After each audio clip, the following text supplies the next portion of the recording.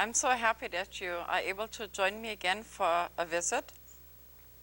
I know it's evening in Olympia. I don't know what time it is in Anchorage and some of the other places that you are going to be joining us. Today we're going to have a fun show along with my guest and good friend Barbara McGuire. What we're going to attempt to do is talk shop a little bit and kind of give you a general idea what clairvoyants are and what they do, and if you ever are in need of one, how to pick one. So how are you, Barbara? Oh, I'm just fine. Thank you. I'm glad that you came.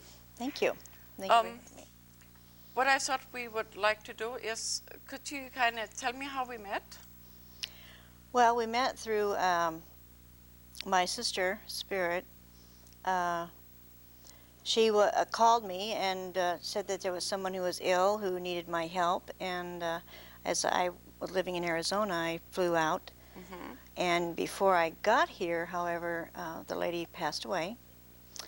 And you invited me to stay with you, and I stayed with you, and we really got to be good friends, and found out what we had in common, which is a lot.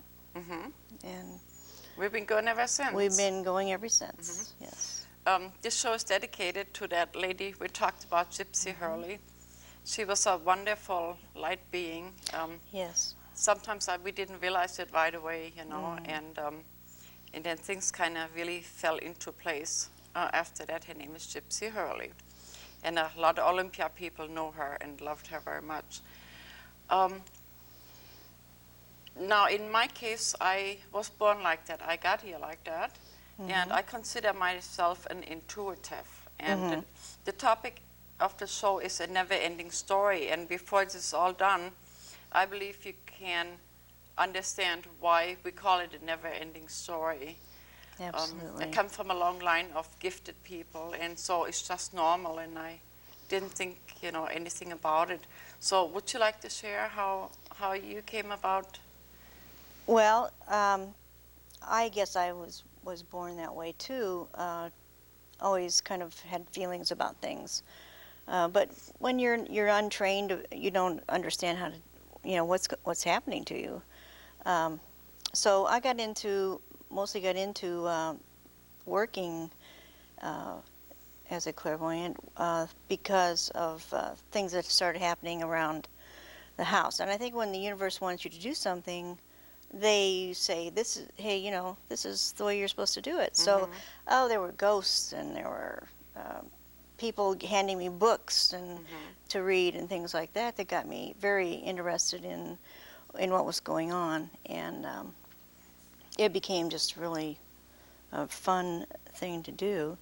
And I went to development classes and learned how to channel the clairvoyance that I have for other people, because, you know, I mean, we're all psychic to a point. You know, it's whether you want to use it in this lifetime or you don't want to use it that makes a difference.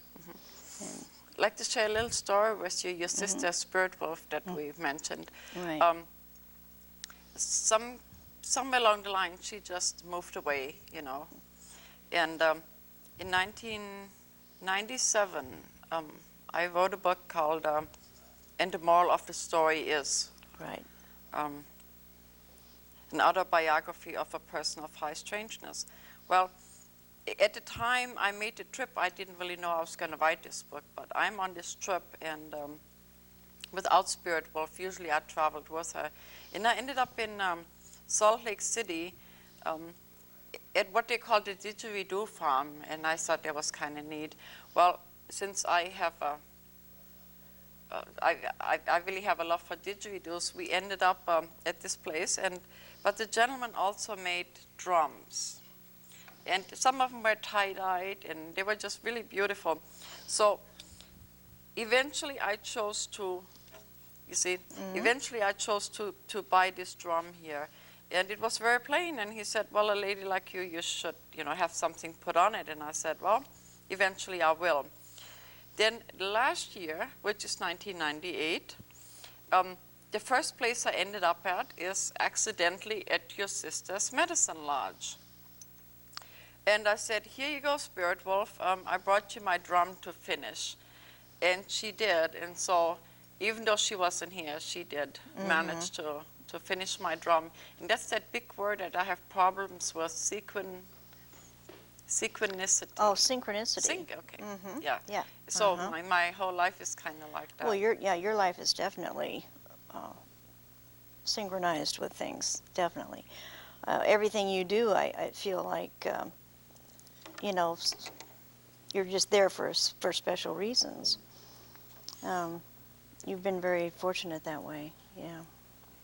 I'd like to refresh your memory on, well, for better lack of word, I like to call it a case that we worked on. It was a missing person, an adult. Right. And so what we did is when a person comes to me trying to find someone, I make sure that I don't intrude in a person's space in case they really don't want to be found. So the only way I will agree to help is if it's a minor and the parent makes the decision, or if it's part of an investigation or a missing person report has been filed. Well, in that particular instance, all that had been done. And just to show our audience how this works sometimes, okay? The lady called and she said her daughter was missing. And I said, okay, she weighs about 140 pounds. And the lady said, no, 135. And I said, she has a scar on her left leg. And the lady said, but you can't see it, she's wearing pants. Then I said, her purse, it's not leather, and it's not Converse. Is that the right word? Converse, yeah, you know, like, yeah, okay, like things. yeah. And she said, well, but she didn't take it with her. And I said, she's very upset about money and a red-headed man. And she said, that's her father, but he won't pay her till the first of the month. And I said, well, she went to a place called Vez, and then when I double-checked with you, we couldn't get the rest of the Vez together, remember? Right. And I said she would be under arches, not to worry, she would call. And then I called you to double-check, and we always double-check, you know. Yes, we do. And within a day, the lady called, and what had happened was she was very upset with her father, red-headed. Right. Because he didn't want to pay her. She stormed out of the house, left her purse, which turned out to be corduroy. That's what I was trying to think of. And she went to the reservation, Right. ran out of gas, got stuck, went to McDonald's and called home. So just to show you that we're not always right, you want to explain why? Well, you were right, though. But you see, the fact that you knew all those things didn't seem to faze the woman when you're telling her that, you know, I mean, how would you possibly know over the phone? You've never seen this person before, that, you know, that she was wearing this or doing that, or how much her weight was. You were only off by 5 pounds. But people don't seem to understand that you're not really there seeing that person. You know, you're being clairvoyant for them, and some people just they don't understand. You can be clairvoyant and not see everything exactly the way it should be, or the way you know the way it turns out. I get things in riddles, as you know. Right. Yeah. Would you maybe explain the difference between clairvoyance, clairaudience, and all those big words that I don't want to really use? Okay, well, clairvoyance, of course, is clear seeing, and you, usually when you're clairvoyant, you're also clairascendent, which means you feel things also. But a lot of people's mediumships are built mostly around one thing or the other. Clairaudient, they hear things. It can be in symbols, you know, you can hear music and that means something to you, or you can see things in symbols also, and that means something to you. Each psychic or person who's intuitive is different. There's no two psychics the same, and that's why we get so many different things coming from everybody, because you know one person sees the aura the red in the aura, that means anger to them, and another one says it means passion. So, you know, being able to understand that everybody is different when you go to a psychic, or, you know, you want to pick the one that feels good to you, that you can commune with really. You know, if you don't feel good with that person, then you're probably with the wrong person. With the wrong person, and also if your information comes from the right place, and this happens over and over with the two of us here. Right. Maybe we look at it from a different point of view, but it is the same story. That's right. You see, and so like sometimes, for instance, let's say you could pick your clairvoyant like you would a doctor, a therapist, or a teacher. You know, where check with your friends.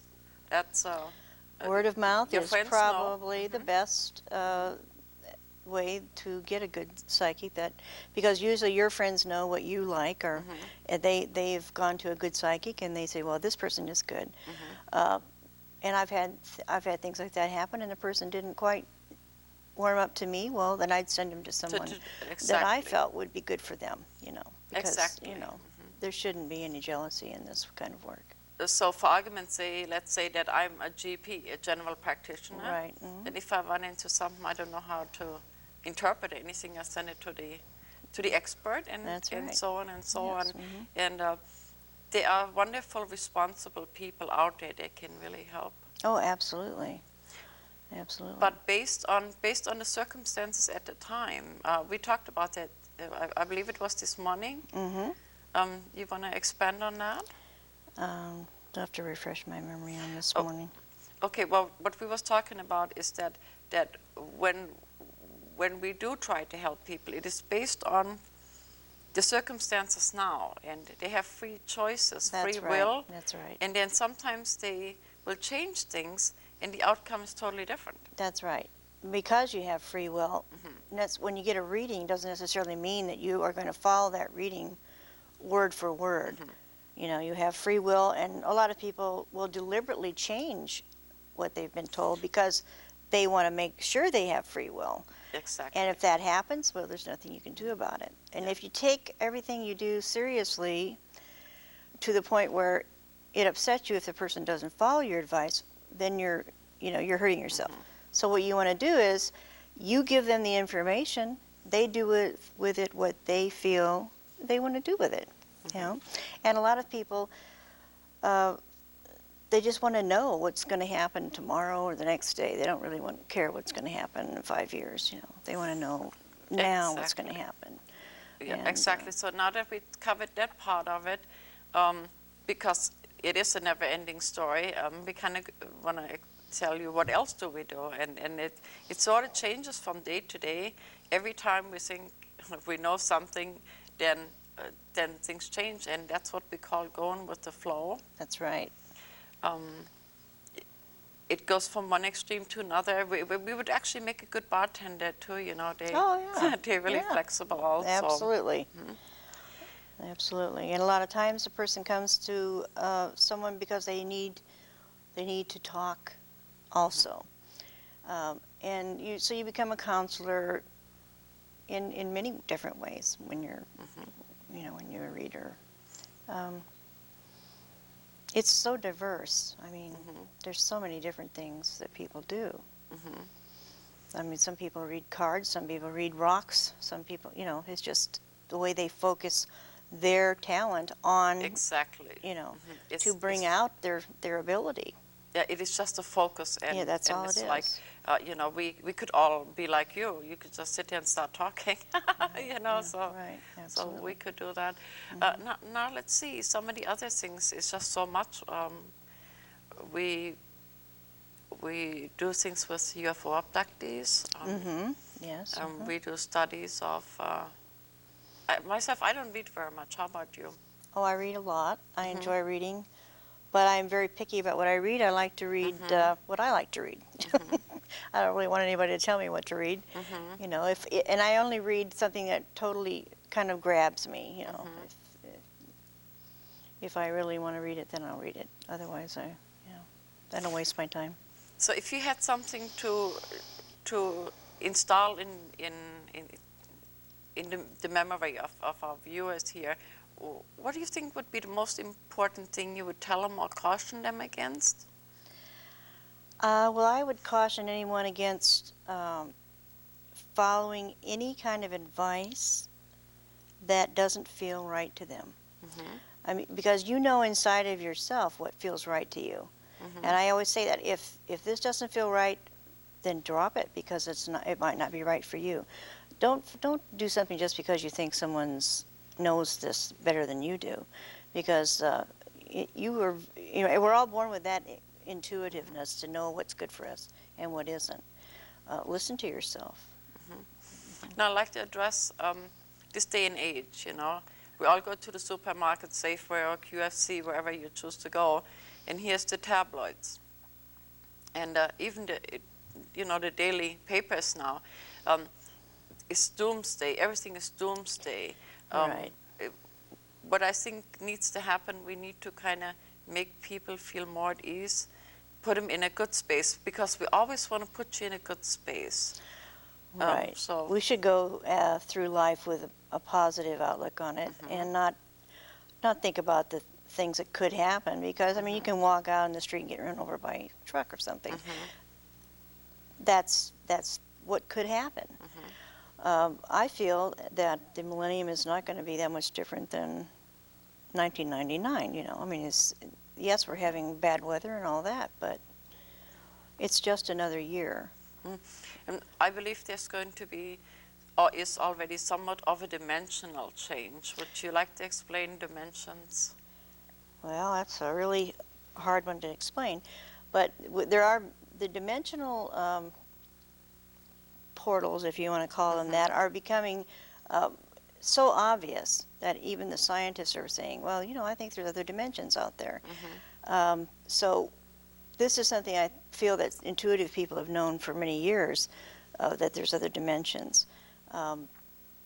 There's more ghost activity. People who would never have known about ghosts or sensed ghosts before are feeling this because these portals are opening up. The Earth is going through, I believe, going through the Van Allen belt again, and that brings us into another dimension, into another space where everything's more intense. What you visualize this year, and for probably 2 or 3 years after this, is going to materialize. So what you want to do is visualize something really good for yourself. Don't get stuck in the negative. Don't get stuck in the doomsday thing, because you can, our thoughts are so powerful. We do create thought forms, and if we all think the same thing, we can bring about these things. So what you want to do is start thinking more positive. Materialize good things for yourself. I have a little story to say here that we can use for instance, I was in Greenville, Illinois, on a book signing, and several of the deacons came. Being in the Bible Belt, I wasn't too well accepted because of the weirdness. In fact, they have a gypsy law. They thought I was a gypsy, and so they came in and they wanted to sort of challenge me, and so they asked me, was I born again? And I said no, I didn't feel that was really necessary, and then they got very upset with me. Nobody asked me about my background, but that was okay, And so I explained to them that when you have millions of people praying for the same thing for thousands of years, well, close to 2,000, let your will be done in the heavens as it is on earth. That's very powerful. Yes. And now it's happening, and now people don't know how to deal with it. That's right. They don't know how to deal with the vibration that the earth is in right now. And of course then we have, what you mentioned in your book, HARP. We have people messing around with the frequencies in our mind. And so what we do then is we focus on our daily life, and from day to day to day, you miss out because you're not centering yourself, and you're not saying, having a calm moment with yourself. And when you start, if you meditate, or you just be calm, or you just like to walk and think, whatever you do that calms you, If you do that often enough, you don't have to let these frequencies interfere with your mind. You can be, your mind is stronger than that, in other words. Okay. But people get very caught up in their daily life. Of course, we have to. I mean, that's the way we've been programmed to do, and that's what we do. And I do feel that in our society, we're programmed to do a lot of these things. We have to work. Not only do we have to work, we have to excel at it. We have to make a lot of money. You know, all these things that they help us to focus on are not helping the earth or our spiritual development or anything. They're just getting us by day to day. I used to write everything down that I needed to do.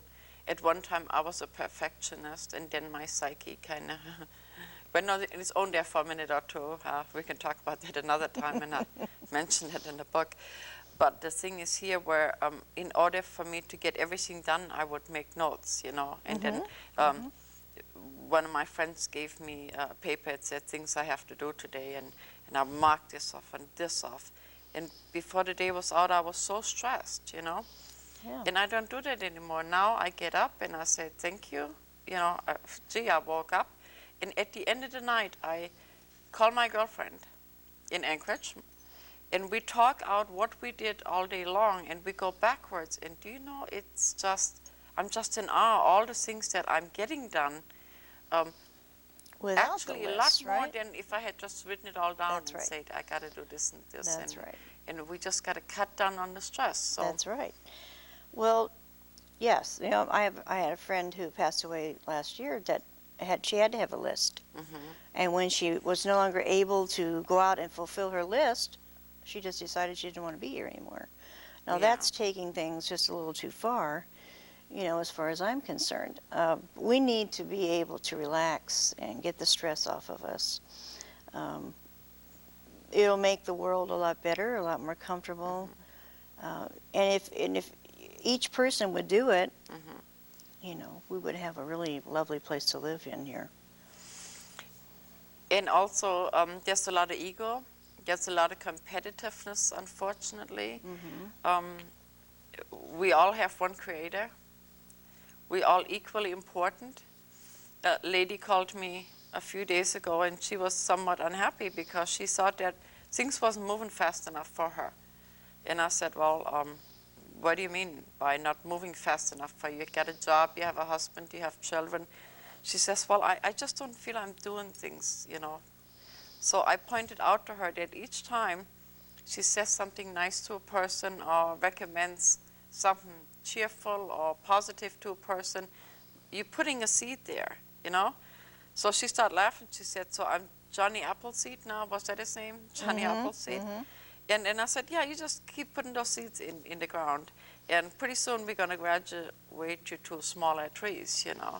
And so everybody has sometimes no matter how small it is, we all have a purpose in the universe. Absolutely. And it's okay to ask for help. Absolutely. You know, and, Yes. and to receive. And we should be here for each other, you know. I think that's what people who are like us are. We're here for anyone who needs to have some kind of guidance or help. I mean, not everybody can do it by themselves.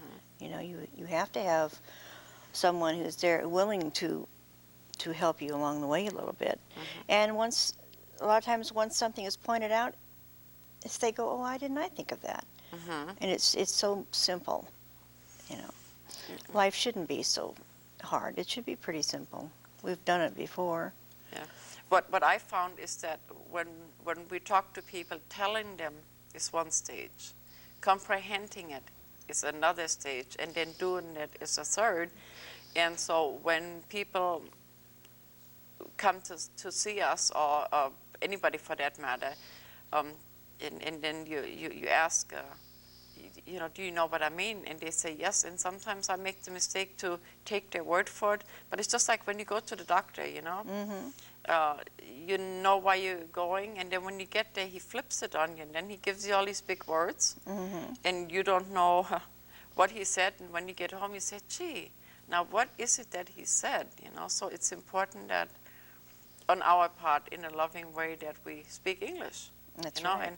And I'll say Absolutely. something twice because a lot of times I can't pronounce something. Right. Yeah. Well, yes. I think there's a lot of times we do tell people things and they don't quite comprehend it, but sometimes you're not meant to comprehend it right then. It has to kind of grow in their mind a little bit, and then the light shines, and they go, oh yeah, that's what she meant. But you still give them the message, and if they're ready to hear it, they'll hear it. Now, we don't just deal with persons or animals. We talk to animals sometimes. Oh yes.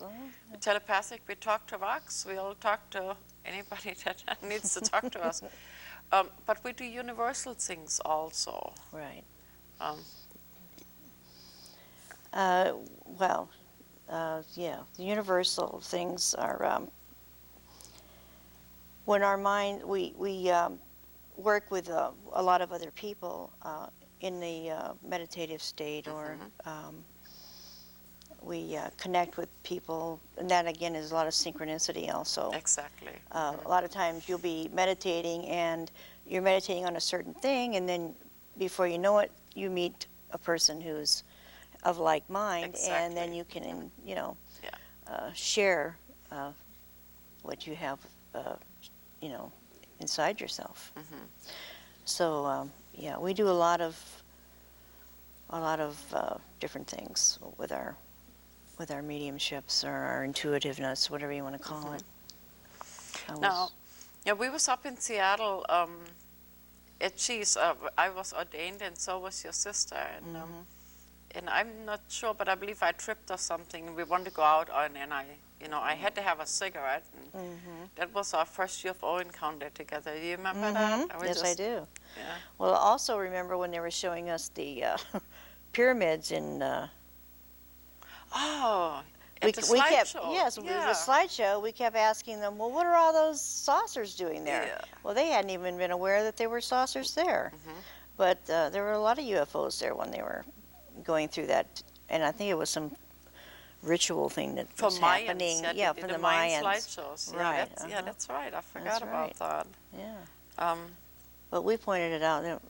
There was at least 6 of them in there, and they hadn't even noticed it. Remember, they were looking more at the pyramids than they were the. Once a person becomes aware, and I don't know how I want to define that, it's really kind of hard to explain. It's sort of a knowing. You just notice things, you bump into things, and you wonder how you existed. I think that's what I'm after. How you just existed all these years, and now all of a sudden you're living, and you can just. Right. I'm a mother and a grandmother. I have 7 grandchildren, and you're mother and grandmother now. That's right. Yeah. One of my grandchildren, I said, well, what would you like for Christmas? And he said, a rock. And, so that's what he wanted. And because rocks, like, what do we have here? We have rose quartz. Rose quartz. Amethyst crystals, clear crystals. Yeah, quartz. And it's not only that they stand for different things. It probably needs an expert to explain what they all do. They're living. They serve a purpose. They part of the creation, and I'm just in awe of the whole thing. Well, I think that the quartz crystal speaks for itself, because they use quartz crystal in making radios and all types of things like that, and watches and everything. So yes, they definitely have their own life force. And they do things that people say they do because they feel that they're, this is what this particular rock is doing for me, or whatever. It was all given to us by the Creator to use. And if we have the ability to use it to heal or whatever, then we should do that. And yes, you become so awakened when you start sharing all this with someone else. You do feel like you missed out on something before you really allowed yourself to do this type of work.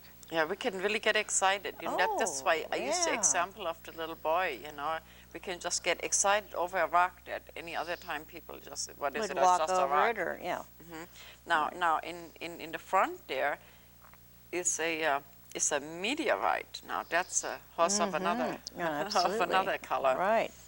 and I feel very blessed to have Oh, this. absolutely.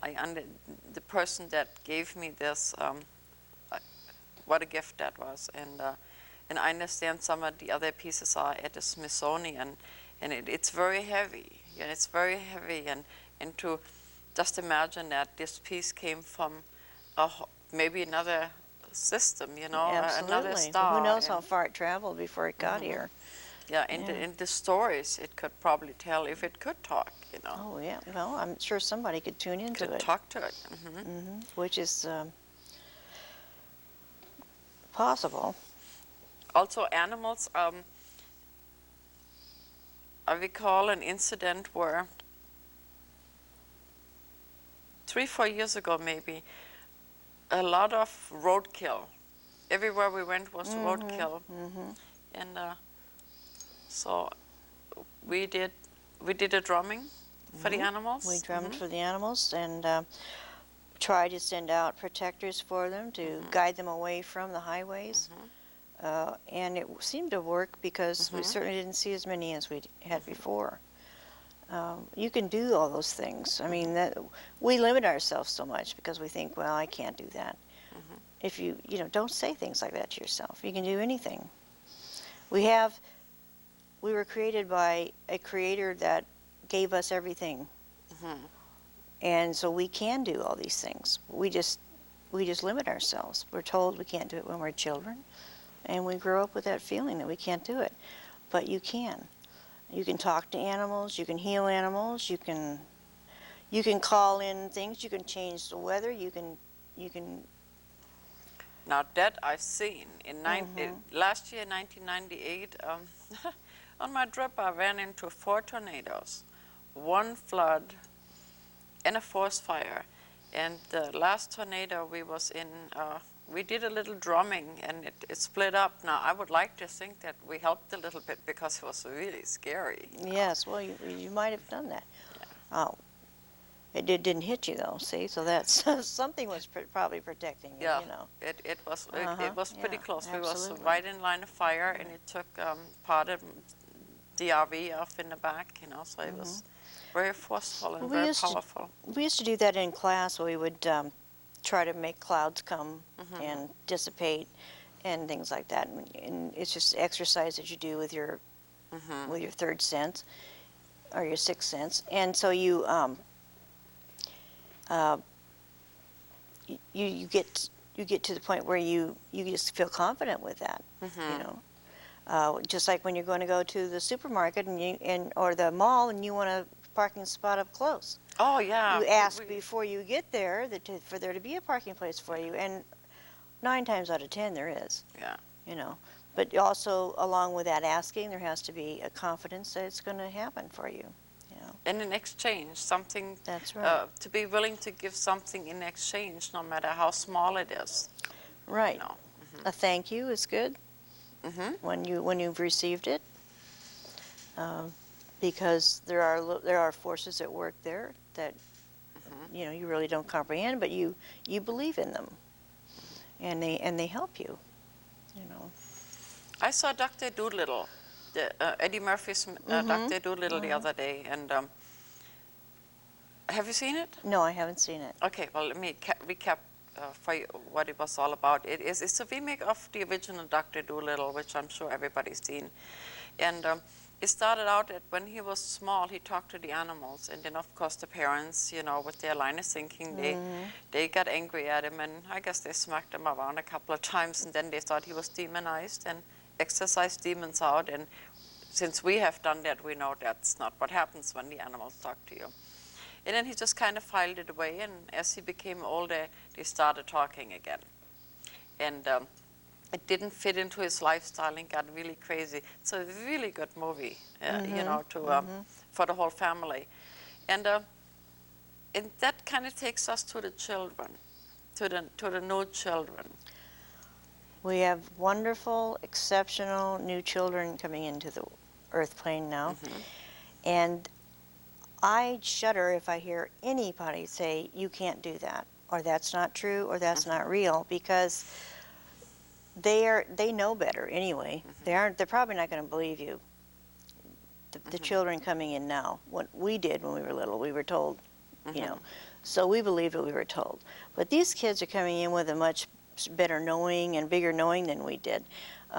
But don't tell these children that they don't see this or they don't hear that or that can't happen, because they know what they've come in here for. They've come in for a purpose, and the new children have come in to heal the earth and to reverse the things that we did, because through ignorance we had no idea that we were doing these things. We know now, and we're trying to put the brakes on, and we're trying to heal the earth. A lot of us are, not as many as should be. But the new children are coming in. They are going to heal this earth, and they are exceptional people. So we need to nurture them. Nurture them, definitely. We need to appreciate them and encourage them instead of discourage them, you know, to kind of expand on their talents, because in the new consciousness, maybe not everybody's going to work on a computer, you know? That's right. That's right. So we just need to get them. Well, I think they're going to, a lot of these new people are going to bypass the computer in a way. It's a tool, and it will remain a tool. And just like a car is a tool to us, a computer will be a tool to these people. But they are going to be doing things through their minds and their spirits that, you know, because we need these kind of people now. We need the strength, the dedication, and the knowledge that they're bringing in. So we do need to nurture these new children. When I first came to the United States 30-some years ago, I remember I was just in awe of the whole thing. I had never seen commercials, you know, and things were so different for me. And I was thinking, see, everybody needed a calculator. And I just couldn't understand, why would everybody need a calculator? So in one of my moments, I said, well, if I ever want to immobilize America, I would just sabotage something in the batteries. Because nobody, you know, it seemed that nobody knew how to count or do anything. So of course the battery is no longer an issue. We have advanced, but with everybody talking about the year 2000, and you make it sound like that's absolutely the end. Well, it's not. No, it isn't. You know, and so if everything stops, of course there is panic. Right. Right. Well, you know, it's not the end. It's going to go on just like it did during the, you know, the transition from 1800 to 1900. And they thought it was the end of the world too. There are people out there with their signs saying, this is the end, this is the end. And they've done that every 100 years, so, you know. This may be a little different because we are in the computer age, and and they have to make that transition, and that may seem difficult. And, you know, but as far as the earth ending, no. That brings to mind a book that I make reference to quite often. It's called The Gods of Eden.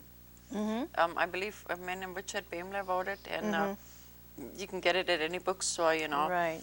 And what it is, it's an historical background of man's history as far as we can think of, in as much as this gentleman, he set out to find out why man was so warlike. And he kept running into extraterrestrial influences, and it really disturbed him. So he quit writing for like 10 years, you know, and then he went back to it. Yep. And he gives a real historical account of different time periods. And it always shows, just like you said, when that century flips, you know, it was either a plague or something. Right. But oddly enough, it was also always some kind of off-planet influence. You Right, know? absolutely. Well, I feel that the extraterrestrial situation is going to be very much exposed by the end of this year, and everybody's going to know that there are beings from other planets. I mean, the news media, everybody is getting into it now.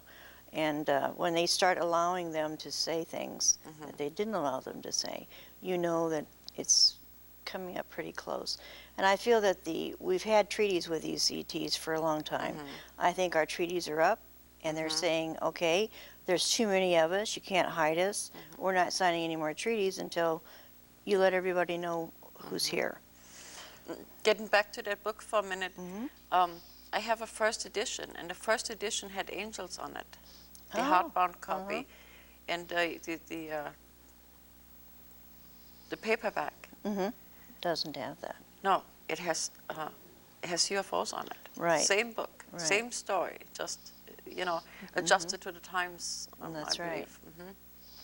That's right. Well, Sitchin has exposed a lot of the ET things in his books, and I mean they've been around for a long time, and they were very warlike, and I mean they're jealous, and this is where all the jealousy of the gods and all that came from, and the pantheon of gods all came from these things that the ETs that came here thousands of years ago.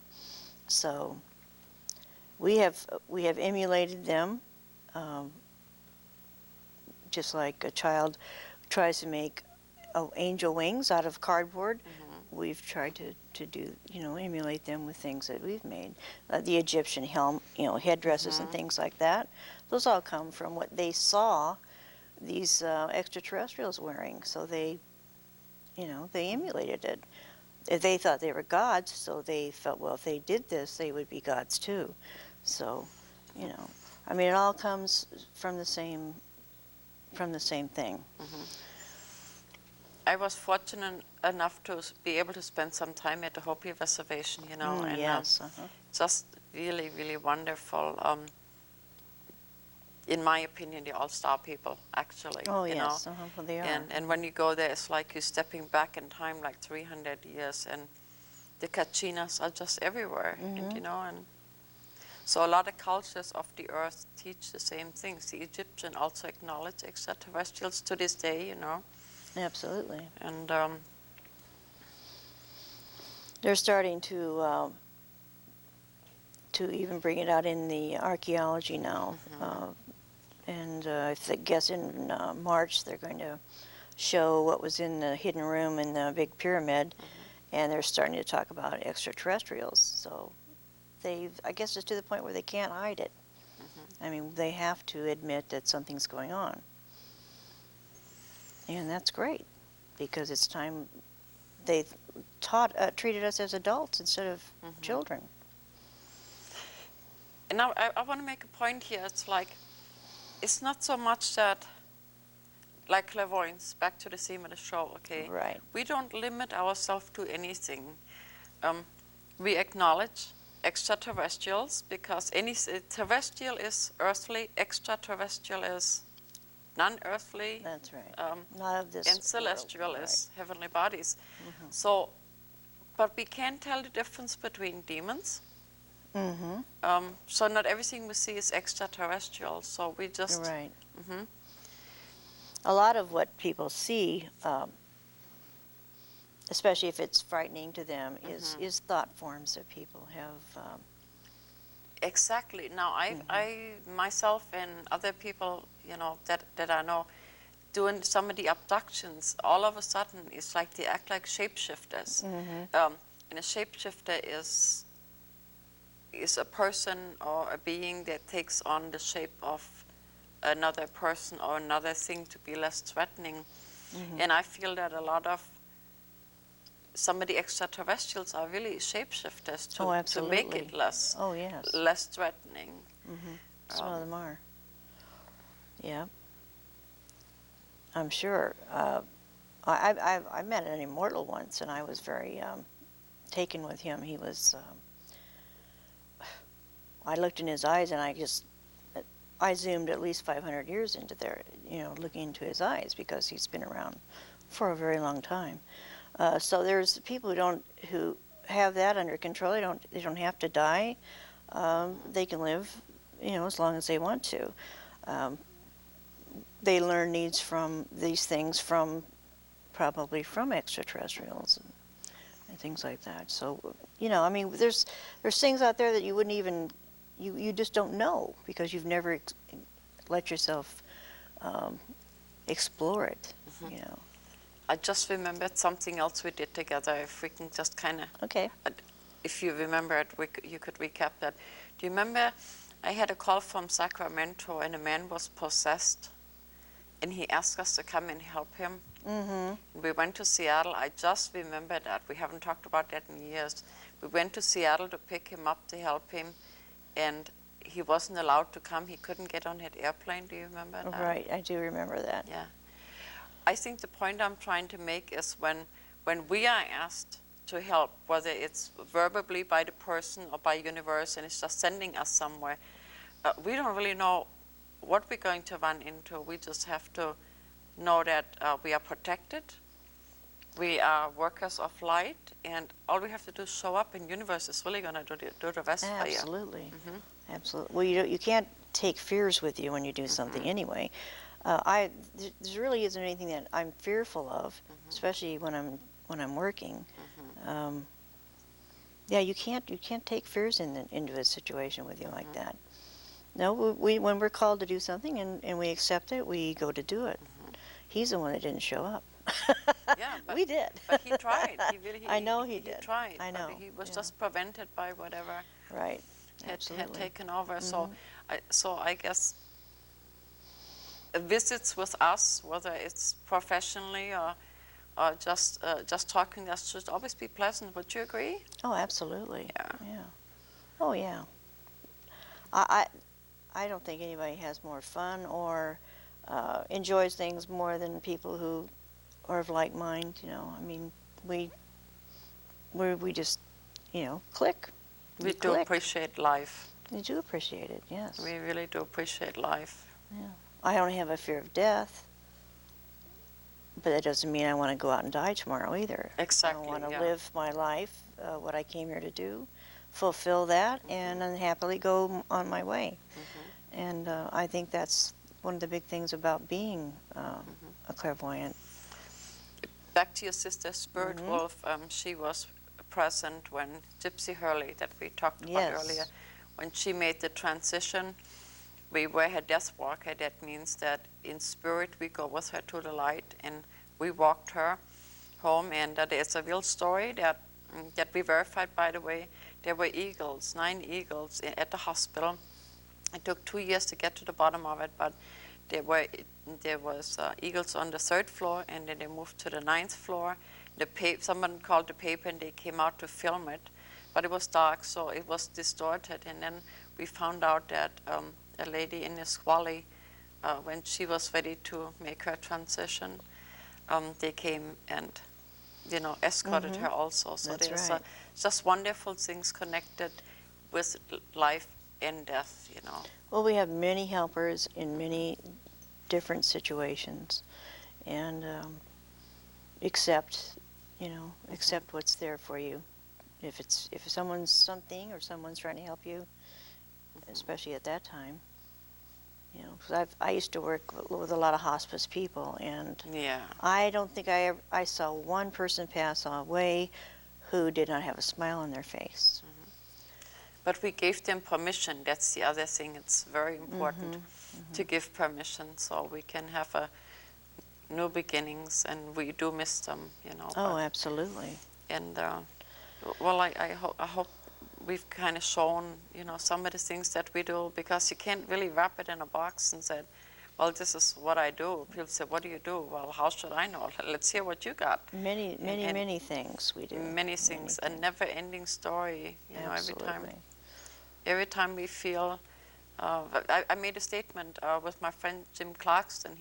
He said, well, you helped me to understand the universe. And I said, well, you understand it. And he was trying to make me a compliment.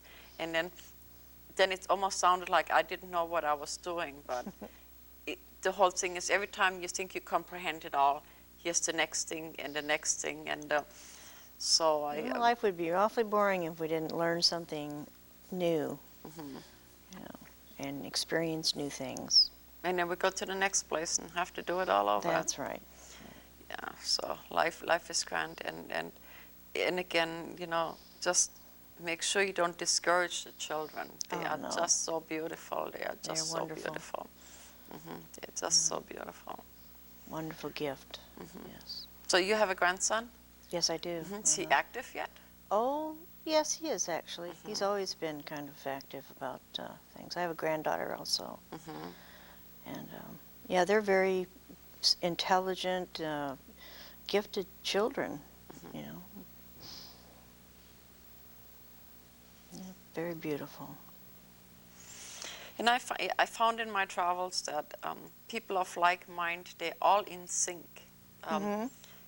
They're all in sync no matter where you go, what background they have. They're always, mostly, always on the same wavelengths, you know. Absolutely. And so, and they're loving and they're sharing, and you know, that's what we're trying to put out there. That here again, these are wonderful I times. think love should be the easiest thing to give. And it's not, you know, I mean, universal love should be the easiest thing for us to share. So I think we're going to kind of leave it at that. Okay. And it was fun. It was fun. Yeah. I thank you for coming. In fact, you need to be a regular because you just need to be a regular. I might get sick one day and you have to take my place or All something. right, be happy to. If you like to write a postcard and put your name on it, eventually I'll pick a name and you could come and visit. And I'll do a mini reading for you so you see how it works. Be good to yourself, and whatever you do, keep your sense of humor, and just know that you know, we have a lot of love for everybody. That includes the animals. And Barbara, I'm really glad that you came. Thank you for having me. I Yeah. enjoyed it. So, you want to make another comment about my meteorite? Well, I haven't really had a chance to get into that meteorite very much, but I think it's come from a very long way off. We'll probably leave it like that and cover Yes. it at another time. Okay. And again, thank you very Mhm. much.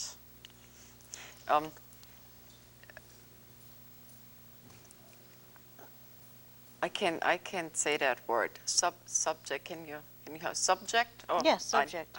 I did. Also, if you have an idea about a subject you would like us to cover, again, let me know and give us a call if you like us, and if you don't, call us anyway. Yeah, really. Yeah. So, We can take criticism. and just be good to yourself. I can't stress that enough. You know. That's right. Yeah, it's really important. Yeah, we're just so stressed out all the time.